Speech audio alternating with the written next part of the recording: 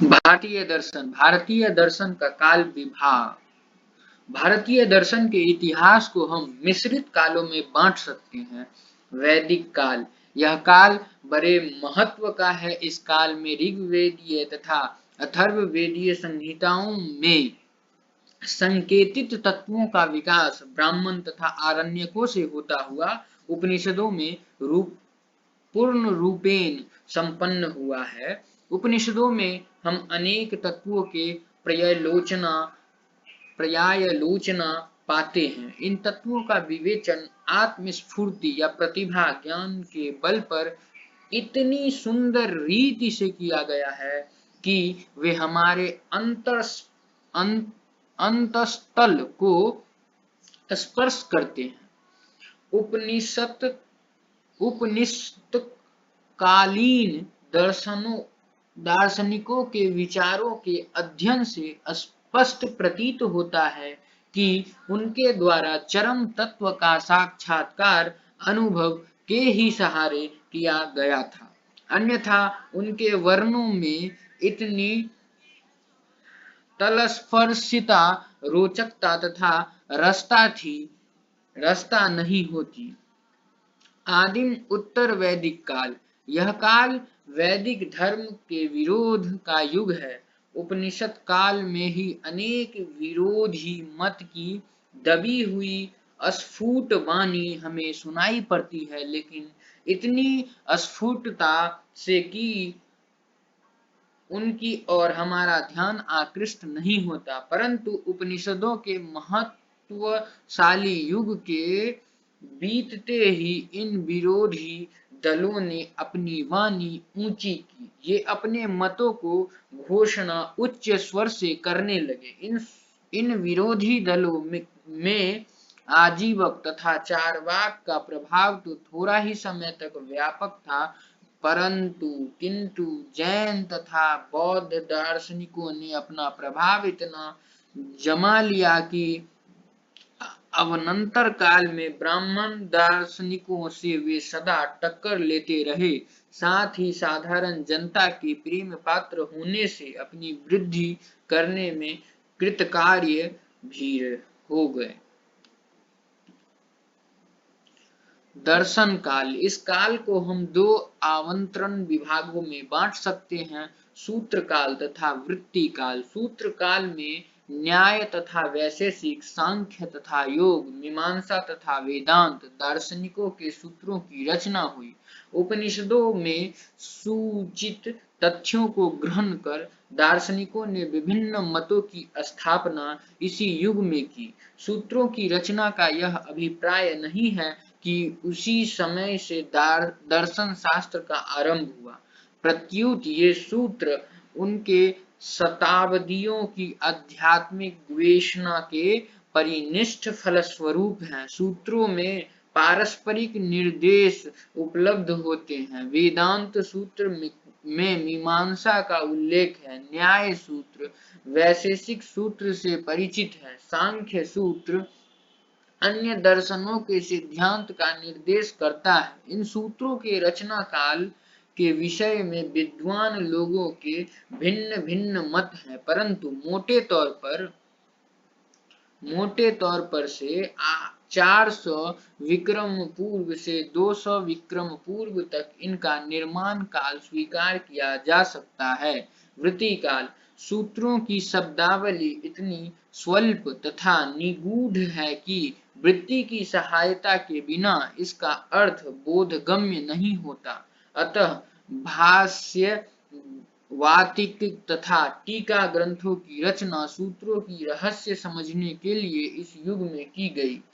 सावर तथा कुमरील, वत्स्यायन तथा प्रशास्तपद, शंकर तथा रामानुज, वाचस्पति तथा उदयन के आविर्भाव काल होने का श्रेय इसी युग को प्राप्त है। टीकाकार होने से इन आचार्यों की रचनाओं की मौलिकता कम नहीं है, प्रत्युत मूल लेखक के समान ही ये भी निरंतर प्रामाणिक है। इनकी सहायता से प्राचीन आर्यों के मत का रहस्योद्घाटन ही नहीं होता, प्रत्युत अपने स्वतंत्र मत की स्थापना कर ये तददर्शनों के सिद्धांतों को विकसित करने वाले हैं।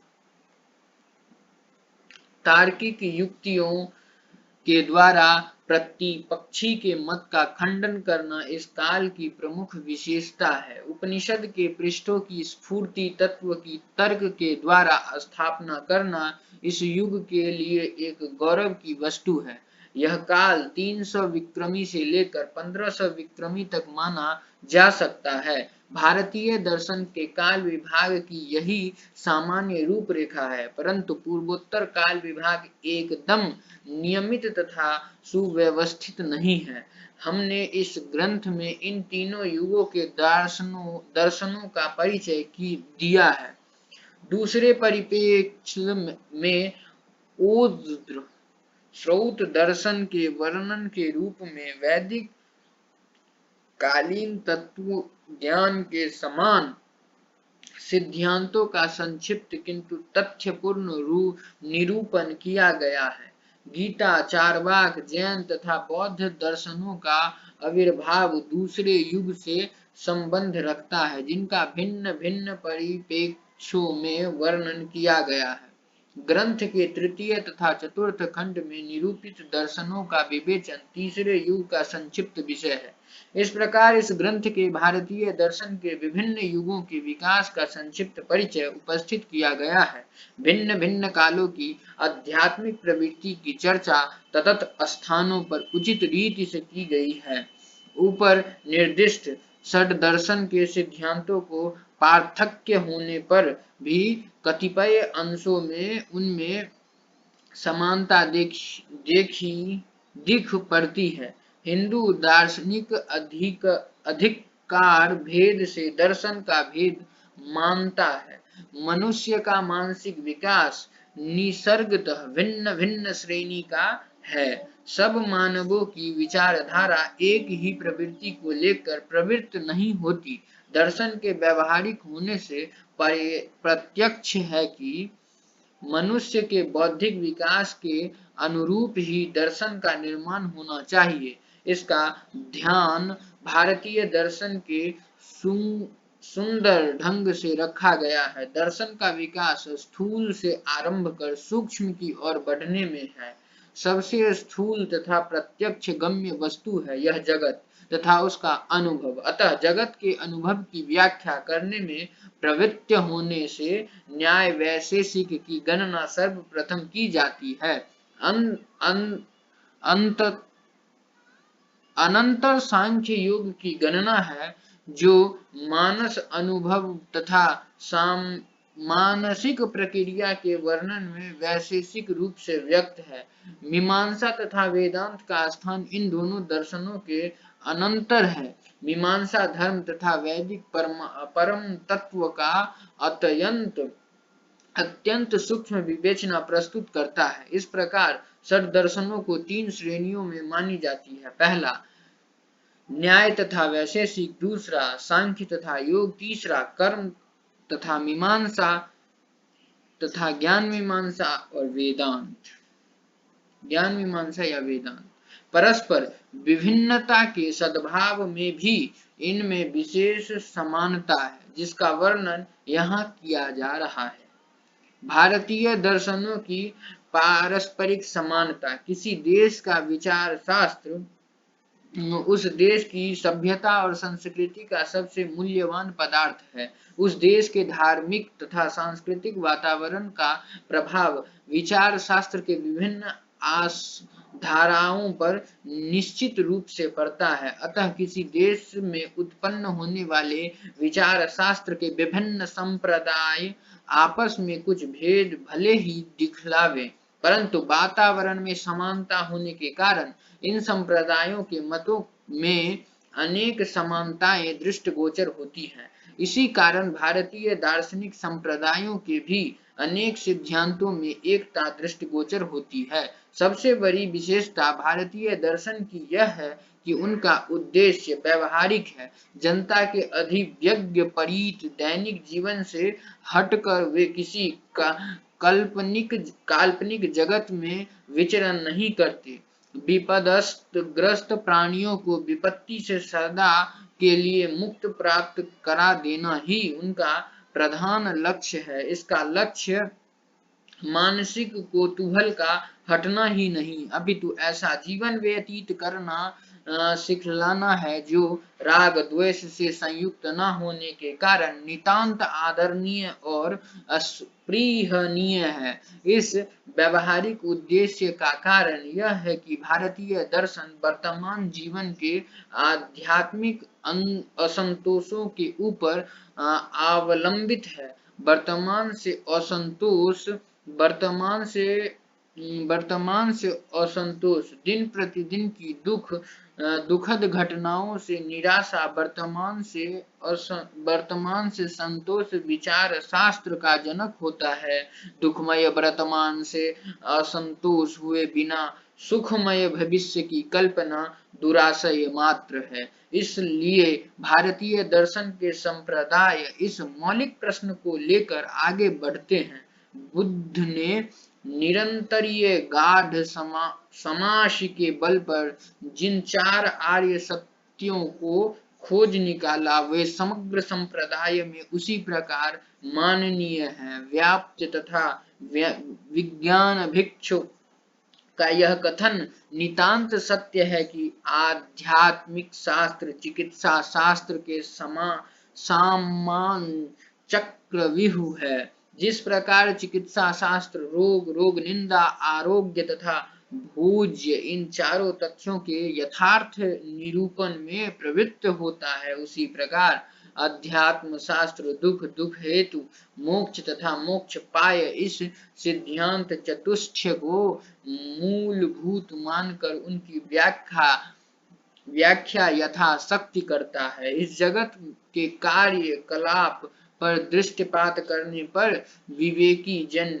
इसी निश्चय पर पहुंचते हैं कि यह संसार नितांत दुख है तथा दुख ही परम सत्यभूत पदार्थ है। यह पहला सत्य है। दूसरा सत्य इस दुख का कारण दृश्य तथा दृश्य का संयोग है। तीसरा सत्य यह है कि इस दुख का निरोध रोकना है और अंतिम सत्य इस निरोध के मार्ग की व्याख्या करने में है। इस प्रकार भारतीय दर्शन दुख की सत्ता को इस जगती तल पर विद्यमान कर अवश्य प्रवृत्त होता है, परंतु वह वहीं समाप्त नहीं हो जाता, प्रत्युत आगे बढ़कर उसे दूर करने का मौलिक उपाय खोज निकालता है। सांख्यकारिका के आरंभ में विचार शास्त्र की प्रवृत्ति का यही कारण बतलाया गया है। इस प्रकार भारतीय दर्शन के प्रत्येक संप्रदाय में वर्तमान दशा से असंतोष प्रकट कर उसके सुधारने की प्रवृत्ति साधारण रूप से पाई जाती है। भारतीय संस्कृति में निराशावाद के अभाव का साहित्यिक प्रमाण भी है। संस्कृत नाटकों में दुखांत नाटक का अभाव है। संस्कृत नाटककार मनुष्य मात्र के हृदय में आशा संचार के उन्नत आभा से प्रेरित होकर दुखमय अंत दिखलाने की कभी कल्पना ही नहीं करता। नाटक के भीतर दुखमय घटनाओं का प्रदर्शन करने पर भी वह अंत में इन्हीं घटनाओं को दुखमय और आनंदमय बना डालता है। मनुष्य स्वभाव से ही आशावादी है। निराशावाद की कालिमा उसके जीवन तथा विचार के नभोमंडल को क्षण भर के लिए भले ही दूषित कर दे, किंतु आशावाद के नैसर्गिक प्रवृत्ति इस कालिमा को बहुत शीघ्र धो डालने में समर्थ होती है। क्रांतिदर्शी कवि जनों की दृष्टि ने इस तरह तत्वों को खोजा था कि इस विश्व में अव्यवस्था के लिए तनिक भी स्थान नहीं है। प्रत्येक सर्वस्व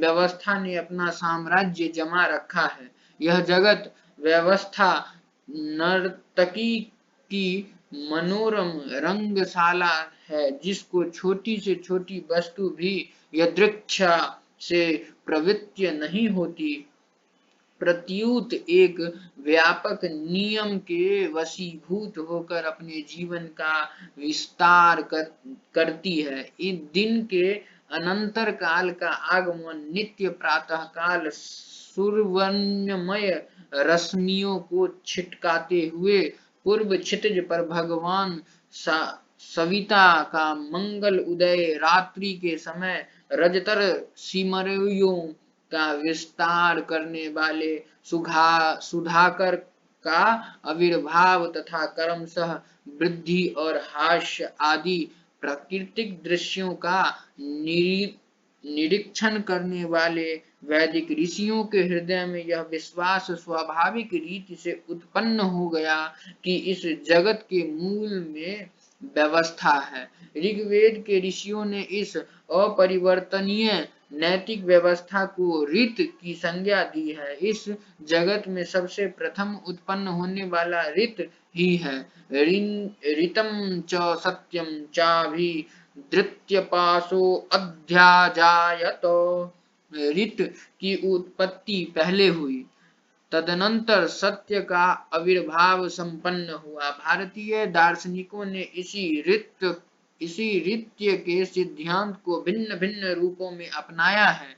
वैदिक कार्यकलाप अनुष्ठान किए जाने पर सर्वथा लुप्त नहीं हो जाते, प्रत्युत एक अपूर्व की सृष्टि करने में वे समर्थ होते हैं। यही अपूर्व कलोत्पत्ति का प्रधान कारण है। अतः मीमांसा ने ऋत को ही अपूर्व के रूप में अंगीकार किया है।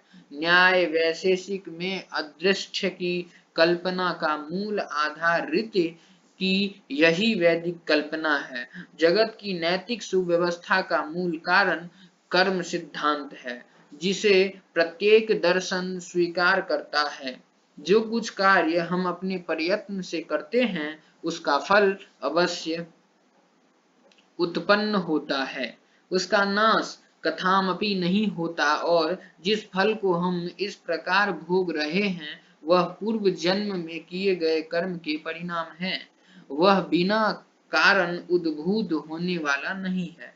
कर्म सिद्धांत का यही तात्पर्य है कि इस विश्व में यदृच्छा के लिए कोई भी स्थान नहीं। सर्वत्र नैतिक सुव्यवस्था तथा साम्राज्य विराजमान है। कर्म सिद्धांत के अंगीकार करने से मनुष्य की आंतरिक शक्तियों के विकास के लिए उसे पर्याप्त अवसर मिलता है। कर्म सिद्धांत की उत्पत्ति उपनिषद काल में हुई थी और वेद मूलक दर्शनों के समान जैन तथा बौद्ध दर्शन ने इस सिद्धांत को वहीं से ग्रहण किया है। संसार के जितने बंधन है उनका एकमात्र कारण अविद्या है। अविद्या से इस जगत में प्राणी मात्र का जन्म मरण हुआ करता है तथा वह अपने को विपुल कलेशों का भाजन बनाए हुए है। इस सिद्धांत को भारतीय दर्शन के समस्त संप्रदाय एक रूप से स्वीकार करते हैं। अविद्या के स्वरूप निरूपण में भी सर्वत्र एकात्म्य है। योग सूत्रों के अनुसार अनित्य, असूची, दुख तथा अनात्म को क्रमशः नित्य, सूची, सुख तथा आत्म मान बैठना अविद्या कहलाता है। अनित्या सुदिख्य नात्मसु नित्य सूची सुखात्म ख्यातिर्विद्या। यह अविद्या ही अन्य समस्त अस्मिता, राग, द्वेष तथा अभिन्न वेदस्य कलोषों की जननी है। वस्तु के यथार्थ स्वरूप का अनाज्ञा अविद्या का सामान्य लक्षण है। ज्ञान की मुक्ति का एकांत उपाय है ऋते ज्ञानांतर मुक्ति। यह सिद्धांत सबको समान रूप से मान्य है। तत्व ज्ञान के साधन से केवल मानसिक कौतूहल की निवृत्ति ध्येय नहीं है, अपितु उसका उपयोग व्यवहारिक जगत के तापत्रय आध्यात्मिक आदि भौतिक तथा आदि दैविक संतापों से सदा के लिए प्राणी मात्र को छुटकारा प्राप्त कराने में है। इस सिद्धांत का प्रतिपादन ऊपर किया जा चुका है। इसी कारण जैन धर्म के आचार्यों की संज्ञा तीर्थंकर है। इस शब्द का अर्थ है नदी के ऊपर उस पार जाने के लिए मार्ग का निर्माण करता। इस आविर्भाव की उपयुक्तता इस कारण से है कि साधन मार्ग के उपदेशक आचार्यगण इस आविर्भाव की उपयुक्तता इस कारण से है कि साधन मार्ग के उपदेशक आचार्यगण इस अधिव्याधि प्रपूरित भव सागर से पार जाने के लिए साधारण भूत तत्व ज्ञान की साधना का उपदेश देते हैं। मनुष्य मात्र का जीवन जिन ध्ययों के आगे रखकर प्रवृत्त होता है उन्हें शास्त्रीय भाषा में पुरुषार्थ कहते हैं। हिंदू धर्म के अनुसार पुरुषार्थ 4 प्रकार के होते हैं: धर्म, अर्थ, काम तथा मोक्ष। फिर से धर्म, अर्थ, काम तथा मोक्ष। इसमें मोक्ष सबसे श्रेष्ठ माना जाता है। विचार शास्त्र रूपी कल्पतरु को मोक्ष ही अमृत फल है। मोक्ष के विषय में एक विचित्र धारणा फैली हुई है कि इसकी प्राप्ति का स्थान यह जीवन नहीं है, परंतु वस्तु स्थिति ऐसी नहीं है। अधिकांश दर्शनों में इस जन्म के ही ताप संताप से अत्यांतिक निवृष्ट प्राप्त कर लेना जीवन मुक्ति परम लक्ष्य स्वीकृत किया गया है। यह नितांत दूरस्थ आदर्श आवश्यक है, परंतु ऐसा नहीं है कि इस जन्म में साध्य न हो सके। मानव जीवन का लक्ष्य काल्पनिक पारलौकिक में दुख निवृत्ति ने होकर जीते जी इस देह में उस आदर्श को सिद्ध करने में है। जैन, बौद्ध तथा वेदांत आदि षड दर्शन जीवन मुक्ति को ही जीवन का लक्ष्य बताते हैं। विशिष्टाद्वैत आदि वैष्णव दर्शनों में भी यद्यपि जीवन मुक्ति का आदर्श मान्य नहीं है, तथापि तत्व ज्ञान के साधन से आत्मा ऐसी उन्नत अवस्था में पहुंच जाती है जिसमें जीवन का उद्देश्य ही साधारण कोटि से बदलकर एक महत्वपूर्ण वैशिष्ट्य प्राप्त कर लेता है। जीवन मुक्ति का आदर्श उपनिषदों की बहुमूल्य देन है। कठोपनिषद ने स्पष्ट शब्दों में प्रतिपादित किया है कि जब हृदय में रहने वाली समग्र कामनाओं का नाश हो जाता है तब मनुष्य अमरत्व को प्राप्त कर लेता है और यही उसे ब्रह्म की उपलब्धि हो जाती है। मोक्ष के ध्येय के विषय में दार्शनिकों में मतैक्य होने पर भी उनके स्वरूप के विषय में पर्याप्त मत वैषम्य है। कुछ दार्शनिक न्याय तथा वैशेषिक मोक्ष की उन्नत अवस्था में दुख की केवल निवृत्ति मात्र मानते हैं, परंतु अन्य दार्शनिकों मीमांसा, वेदांत, जैन तथा महायान बौद्ध के मत में उस समय आनंद की उपलब्धि निश्चित रूपेण होती है। मोक्ष की प्राप्ति के विभिन्न उपायों में जो अनेक दर्शनों ने बताया रखा है, एक विचित्र एकता का भाव दृष्टिगोचर होता है। विचार शास्त्र सिद्ध के द्वार तक पहुंचकर विरत हो जाते हैं। इस द्वार के भीतर प्रवेश करने के लिए साधन की नितांत आवश्यकता है। हम लोग गाढ़ अंधकार से परिपूर्ण इस संसार में अपने गंतव्य स्थानों को जाने के लिए अपने अपने रास्ते टटोल रहे हैं। दर्शन शास्त्र उज्जवल प्रकाश को किरणों को दिखलाकर हमारे लिए मार्ग की सूचना देता है, परंतु केवल शुष्क ज्ञान हमें लक्ष्य प्राप्त में कथामपि सहायता नहीं दे सकता। सुविचारित औषध्य भी क्या नाम मात्र से आतुर पुरुष को रोग से उन्मुक्त करने में समर्थ हो सकती है। काल्पनिक तत्व ज्ञान को व्यवहारिक रूप से परिवर्तन करना चाहिए। इसका वर्णन योग सूत्र में पूर्ण रूपेण किया गया है। योग दर्शन में वर्णित प्रक्रियाएं भारत के प्रत्येक दर्शन को सर्वथा मान्य है। बौद्ध धर्म में मोक्षोपयोगी विविध साधनों में समाधि विशिष्ट साधन के रूप में स्वीकार की गई है। जैन धर्म सम्यक चरित्रय के लिए यम नियम तथा ध्यान को सबसे अधिक महत्व देता है। न्याय दर्शन में भी यौगिक प्रक्रियाओं आत्म साक्षात्कार के लिए अत्यावश्यक बतलाई गई है। सांख्य दर्शन में इन प्रक्रियाओं की स्वीकृति स्वतः सिद्ध है। वेदांत दर्शन में भी ज्ञान के आंतरिक साधन रूप में योग सम्मत यम नियमादि का उपयोग स्वीकार किया गया है। यद्यपि उनकी कल्पनाओं में कुछ पार्थक्य दृष्टिगोचर होता है, इन दर्शनों के अनुयायियों का यह दृढ़ विश्वास है कि तर्क के द्वारा सिद्ध किया गया दार्शनिक सिद्धांत तब तक हमारे भाजन को दूर करने में समर्थ नहीं हो सकता जब तक उसे हम आत्मसात न कर लें। इसके लिए इन तत्वों का निरंतर विच्छिन्न रूप से अभ्यास तथा मनन आवश्यक है। हमारे व्यवहारिक जीवन के ऊपर अविद्या, राग तथा द्वेष का मत पटल इतना गाढ़ा है कि ज्ञान तत्व के निरंतर मनन तथा अभ्यास के बिना यह छिन्न भिन्न नहीं किया जा सकता। इसलिए भारतीय दर्शन में तर्क सिद्धांत तत्वों के ऊपर निरंतर गाढ़ मनन तथा निर्दिष्टासन की बात स्वीकार की गई है।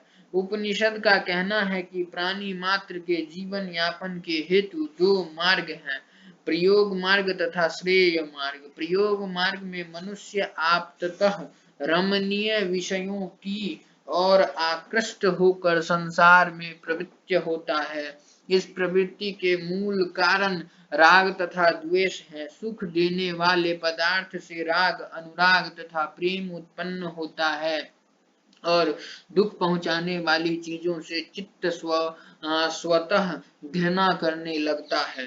उन्हीं राग द्वेष का प्रभाव हमारे चित्त तथा इंद्रियों पर इतना अधिक होता है कि वे अवश्य बन श्रेय मार्ग की अवहेलना कर प्रयोग मार्ग का ही अवलंबन किया करती है। श्रेय मार्ग वास्तव में परम मंगल साधना करने का रास्ता है। जब तक विषय अनुमुखी इंद्रियों का बाह्य पदार्थ से बलत खींचकर अंतर्मुखी न बनाया जाए तब तक सच्चे कल्याण की साधना नहीं हो सकती। इस प्रकार मंगल मार्ग पर चलने के लिए आत्म संयम तथा शुद्धि की नितांत आवश्यकता है। चित्त शुद्धि के लिए योग दर्शन के 8 योग दृष्टि की व्यवस्था बतलाई है। यम, नियम, आसन, प्राणायाम, प्रत्याहार, धारण, ध्यान और समाधि। इन उपायों को प्रत्येक दर्शन ने आवश्यक बतलाकर स्वीकार किया है। इस प्रकार भारतीय दर्शन के विभिन्न संप्रदाय यह प्रकट करते हैं कि भारतीय विवेचक नाना मौलिक दृष्टिकोणों के तत्वों का विवेचन कर सकता है। वहीं लकीर का फकीर नहीं है, बल्कि अपनी बुद्धि से नए नए तत्वों की मीमांसा करने में समर्थ है। इसलिए इन संप्रदायों में एकता ही भिन्नता नहीं, सामरस्य ही विरोध नहीं। ये संप्रदाय अपनी अपनी दृष्टि से परम तत्व का सुंदर विवेचन कर एक दूसरे के पूरक हैं। अधिकतर भेद से उनके भेद होना स्वाभाविक है। प्रत्येक मनुष्य की दृष्टि तथा बुद्धि का समान नहीं हो सकती। इसलिए यह सबके लिए चिंतन का विषय प्रस्तुत करता है। भारतीय दर्शन संश्लेषण प्रधान है। उनमें नाना दृष्टियों से विवेचित तत्वों को एक साथ एक लड़ी में पिरोने का सलाधीना उद्योग है। यह पाश्चात्य दर्शन के समान विश्लेषण प्रधान नहीं है। इस विवेचना से भारतीय दर्शन का रूप पाठकों के सामने भली भांति आ सकता है। आज के लिए इतना ही। अगला अध्याय अगले दिन शुरू करेंगे।